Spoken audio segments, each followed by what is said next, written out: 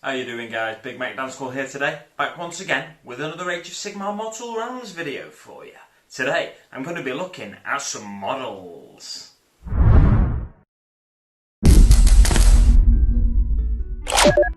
So you'll have probably noticed already I've got some miniatures in front of me here. I've got the three three Stormcast Eternal models, Sequitors.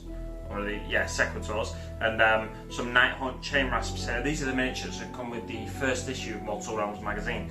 I've just got them in front of you because I want to talk to you about putting them together and how much of a struggle it was putting the Stormcast models together. They were such a little beggar to get together. I've not put them fully together because I'm not exactly sure what I'm going to do with these models yet. They're just I'm not a fan of these models. They don't go together easily at all. But the Nighthaunt models, on the other hand, absolute dream to go together, no problem whatsoever. And even though they look like, that one's just popped off the base, but even though they look like they're going to be quite fragile, like I can push down on them, wiggle them about a bit, and they're connected to the base really well for the most part, apart from this one.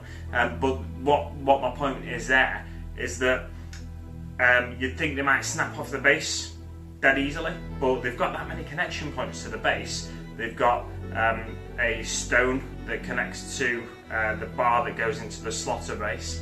And then this guy's got a chain going down to a sort of dangling weight, and his cape is also connected to the base. Most of them are connected to the base via multiple points, so it's a lot sturdier than you'd think. Nighthaunt models, absolute dream, no complaints about them whatsoever. They're delightful to get together then. They mainly, I think for the most part, they only came in two parts, and one of them just came as a single piece. The Stormcast models came as 3, 4, I think possibly 5 parts in some cases, not including the base. So they're a little more complex, and that leads to them being a little more difficult to put together possibly. Now these, as a first miniature to put together, if you are new to the miniatures hobby and any Warhammer games, any other miniatures tabletop game where you've got to put miniatures together to be able to use in the game, which, bear in mind, Mortal Realms magazine is targeting people that don't have any knowledge of the hobby. These Stormcast models would put me off miniature wargaming, because I first got into the hobby when I was 12. I've got 23 years on and off hobby experience. I've got over 10 years hobby experience, at least, in terms of the amount of time I've spent doing the hobby actively. So I, with all that experience, found these frustrating to put together. So for these to be amongst the first models that you want to put together, I found it mind-boggling.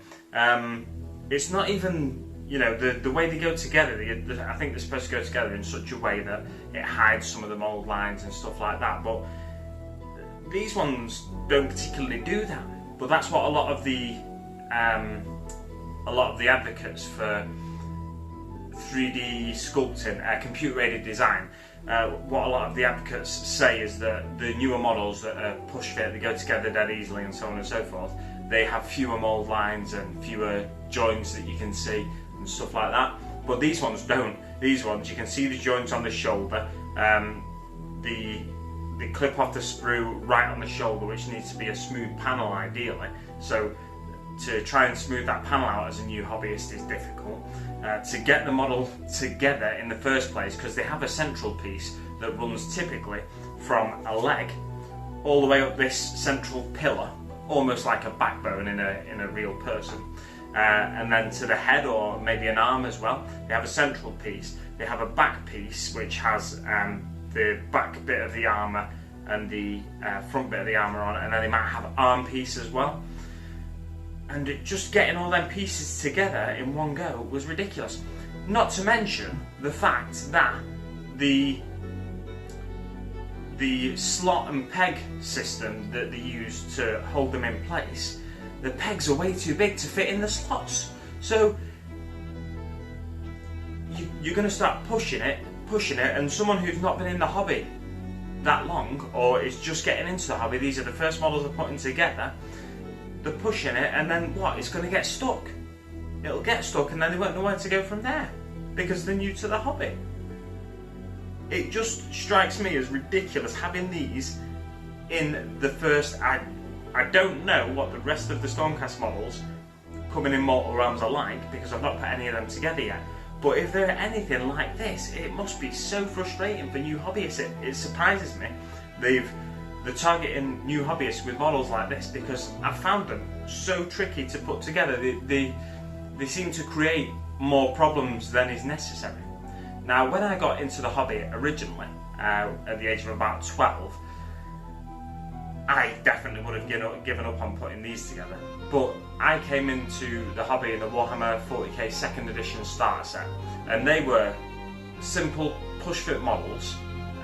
The poses were much simpler, so there's obviously downsides. You know, we've come a long way in terms of plastic miniature posing and mass miniature production.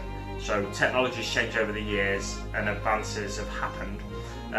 But one thing that the 2nd edition starter set had that this doesn't have is that every single model in that kit was so easy to put together. It was easier in the 2nd edition starter set for 40k to put together an Orc Death Dread than it was to put together these Stormcasts. Granted, the Orc Death Dread was cardboard and you just put it on a little stand, but that's ultimately, that shows how far we've come in miniature design. The fact that we can build Death Dreads. I've not actually got a proper Death Dread behind me. I've got one I've converted, but we now can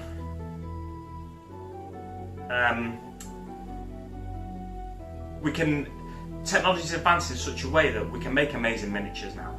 But one thing I'd be careful to not do is alienate new hobbyists in the way that I would be turned off Stormcast Eternals if I wasn't already turned off Stormcast Eternals from the lack of inspiring lore that I've found so far. I'd be turned off them just by the fact that these models are hard to put together. The push fit models, and that's great because you don't need glue, but if anything, a bit of glue might help, because it'll help the pieces slide into place better, acting as a bit of lubricant when you're pushing these massive fat rods and the tiny little slots when you're pushing them together. It just doesn't fit. If you've had problems putting your Stormcast together, definitely go over to the Hobby Corner and check out his channel. I'll put a link in the description, but in the description below. And I'll try and remember to put a link up here actually as well. Check out the Hobby Corner because he does the build along videos and he gives you lots of tips. I remember watching his video on the first lot of miniatures to come with Mortal Realms quite a while ago now. And yeah, he gives you lots of tips, and tips that are great for new hobbyists and also great for experienced hobbyists that might not have come into contact with models like this before, that are, in my opinion, ridiculously frustrating to put together. I wanted to see how quickly I could put the miniatures together and get an idea of how quickly I could get playing the game if I wanted to and play the tutorial mission. I put all the miniatures together in an hour, 45 minutes, an hour, something like that. These ones aren't really completely together. There's big gaps in the armour and stuff. I'm going to be able to pull them apart still and then get them to a standard that I'd rather have them at, rather than have these big gaps in the armour. I've not even shaved the mould lines off.